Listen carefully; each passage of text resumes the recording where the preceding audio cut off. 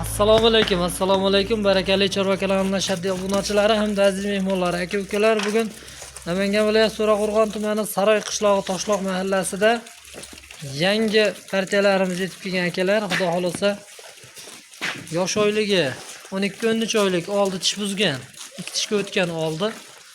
Xo'p, bularda xudo xolasa yemini chiroyli yemini yeb turgan. O'rtacha kilolari 80 kilodan 70 kilogacha mana shu partiyalarimiz. Narxlari xudo xolasa arzon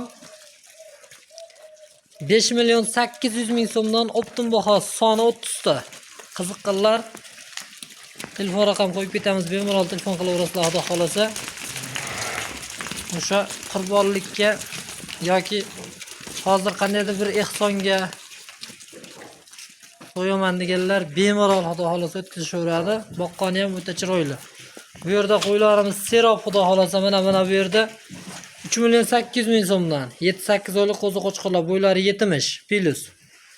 Mana bu yerda bor 5,5 million so'mdan. Xudo xolasa bularda ham o'rtacha 70 kilo vesi bor xudo xolasa. Mana bu yerda bularimiz 5.400.000 so'mdan. Xudo xolasa qo'chqorlarimiz zo'r, yaxshilari kelgan.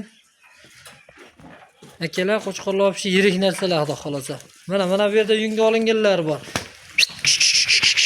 Qancha nimalar. Mana bular o'rtacha kilolari 50 kilo. Narx 4.200.000 so'mdan. 50-55. Shunaqa kelib qoladi. Narxi 4.200.000 so'mdan, soni 10 ta. Oldim deganga xudo xolasa yetkazib berilaveradi. Mana bu yerda mana ular bor 4.500.000 so'mdan. Turjanivar. 4.500.000 dan bo'ylari 80. Yeb ichari zo'r xudo xolasa. Akalar raqam qo'yib ketamiz. Bemalol tepasiga kelib ko'raman deganga xudo xolasa tepasida lokatsiyalar tashab beriladi. Bemalol kelib ko'rilaveradi. Ob-havo yomg'irligi uchun bularni hammasini chiqarib syomka qilmadik.